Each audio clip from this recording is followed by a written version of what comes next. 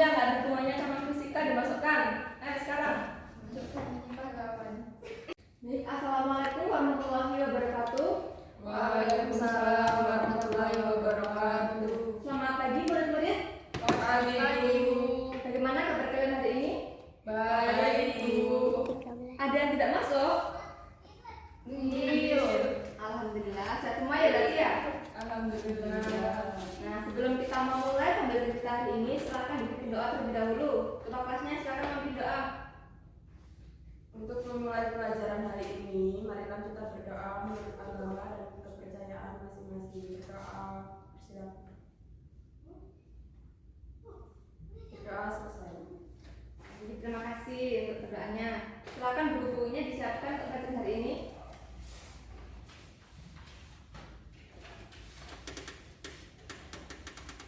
Pada pertemuan kemarin kita sudah membahas mengenai gaya. Nah, pada pertemuan kali ini kita membahas mengenai sifat dari benda yang terkena dari gaya. Coba kalian perhatikan, di sini Ibu mempunyai benda. Benda apa ini? Karet. Karet. Ada yang bisa mendefinisikan sifat dari karet ini seperti apa? Ya, bagaimana? Elastis. Pintar, elastis. Kalau ini benda apa ini? Sifat dari spidol ini seperti apa? Ada. Ya, padat jenisnya. Lawan dari elastis, ada yang tahu? Keras. Keras. Iya, sifat dari benda. Nah, ini kan karet mempunyai sifat elastis, sedangkan spidol memiliki sifat plastis. Ada yang tahu bedanya apa elastis dan juga plastis? Kalau elastis bisa berubah-ubah. Ya, bisa berubah. Kalau yang plastis tadi? Nggak bisa berubah. Nggak bisa, iya. Jadi sifat dari elastis sendiri itu definisinya ketika suatu benda elastis terkena gaya dan gaya itu dihilangkan, maka benda tersebut cenderung kembali ke bentuk semula. Misalnya, ketika sebuah karet terkena gaya ditarik. Nah, ketika gaya ini dihilangkan, dia kembali ke cenderung ke bentuk semulanya sebelum dikenai gaya. Misalnya, benda ini juga plastis, ketika dia dikenai gaya ditarik, dia tidak kembali ke bentuk semula. Jadi itu perbedaannya. Ada yang bisa menyebutkan benda apa saja yang mempunyai sifat plastis dan juga elastis? Anak-anak coba perhatikan ya. Prinsip elastisitas yang pertama adalah regangan. Regangan ini merupakan perbandingan antara panjang setelah dikenai gaya dengan panjang mula-mulanya. Sedangkan yang kedua adalah tegangan. Tegangan ini perbandingan antara gaya bekerja pada benda elastisitas dengan luas penampangnya.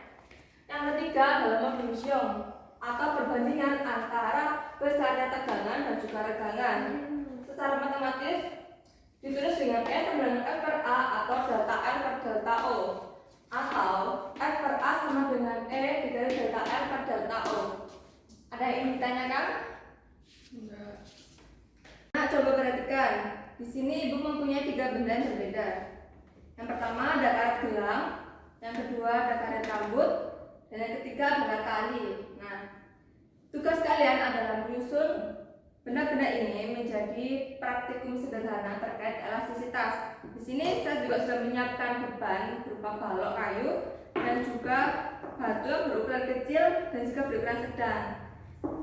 Silakan kalian melihat buku paket kalian. Itu ada langkah kerja dari praktikum yang akan kita mulai. Bisa dimengerti? Bisa. Kita akan membagi menjadi 3 kelompok. Kelompok yang pertama, silakan kalian mengamati dengan bahan elastisitas yang Ibu berikan dengan berbeda.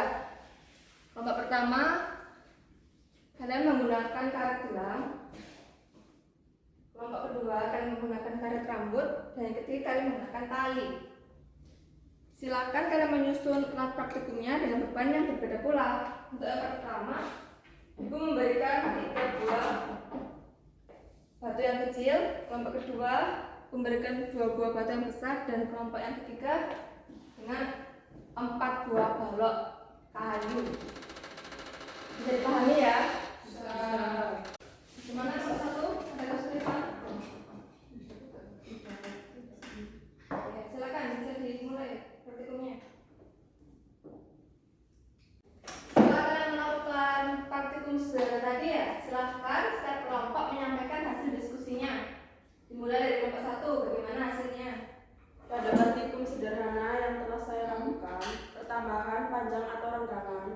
right, gelang yang sebelumnya diberi beban Ya. adalah 6 cm. Ya. Dan setelah diberi beban, pertambahan panjangnya menjadi 7 cm. Kelompok 2 bagaimana? Pada praktikum sederhana yang saya lakukan, pertambahan panjang atau renggangan dari gelang karet sebelum diberi beban adalah 6 cm dan setelah diberi beban panjangnya menjadi 9,5 cm. Kelompok 3 bagaimana hasil diskusinya? Berdasarkan praktikum yang saya lakukan, terdapat panjang 22 cm sebelum diberi beban. Namun setelah diberi beban, tidak ada pertambahan panjang pada tali. Jadi panjangnya tetap meskipun diberi beban, tetap 22 cm. Iya, betul sekali. Setelah kalian melakukan praktikum sederhana tadi, ada yang bisa menyimpulkan bagaimana kesimpulan dari pembelajaran kita hari ini? Saya Bu. Ya, silakan. Jadi kesimpulan pada pembelajaran hari ini yaitu elastisitas benda, sifat dari benda yang cenderung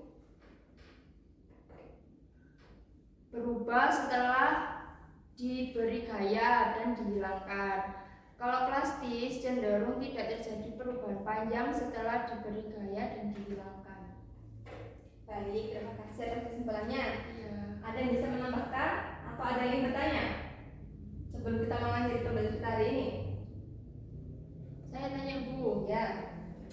Saya kan mau bertanya ya Bu, kan ada yang namanya plastisin, sedangkan plastisin itu kan bersifat elastis yang bisa kembali seperti semula apabila gayanya dihilangkan. Tapi kenapa kok diberi nama plastisin, sedangkan plastisin dari kata plastis yang tidak bisa berubah? Baik. Ada yang ingin menjawab kenapa kok namanya plastisin padahal dia sifatnya bisa berubah juga? Nisa Bu bisa jawab. Enggak. Iya, jadi seperti ini ya mekanismenya. Kenapa namanya dia plastisin? Karena plastisin itu merupakan suatu sifat benda di antara benda elastis dan juga plastis. Kalau elastis tadi kan dia cenderung kembali ke bentuk semula setelah diberi gaya. Sedangkan kalau benda plastis cenderung tidak kembali ke bentuk semula. Nah, plastisin sendiri bisa kembali ke bentuk semula apabila diberi gaya seperti gaya yang diberikan sebelumnya. Misalnya, ada sebuah tanah liat berbentuk kubus atau kotak. Ketika dia diberi gaya dan dibentuk menjadi sebuah cangkir, dia berubah menjadi sebuah kubus yang berbentuk kotak atau seperti cangkir. Seperti cangkir. Seperti cangkir. Tapi dia bisa kembali ke bentuk semula, kembali ke bentuk tanah liat yang berbentuk kubus tadi. Bagaimana caranya? Ketika plastisin itu tadi diberi gaya lagi dan dibentuk seperti bentuk semula. Jadi seperti itu, bisa dimengerti? Bisa Bu. Bisa. Sebelum kita mengakhiri pembelajaran kita hari ini, jangan lupa kalian mengerjakan latihan soal 6 dan 7 pada halaman 35. Dibuka bukunya. Setelah itu dikumpulkan di ketua kelas. Baik Bu. Sebelum mengakhiri pembelajaran kita hari ini, silakan ketua kelas untuk memimpin doa terlebih dahulu. Haji. Mbak Eci, ketua kelasnya. Untuk mengakhiri pembelajaran hari ini, marilah kita berdoa menurut agama dan keyakinan masing-masing. Berdoa disilakan. Berdoa selesai. Baik, terima kasih. Jangan lupa tetap belajar, semangat, jaga kesehatan kalian masing-masing. Sekian dari saya. Wassalamualaikum warahmatullahi wabarakatuh. Waalaikumsalam warahmatullahi wabarakatuh.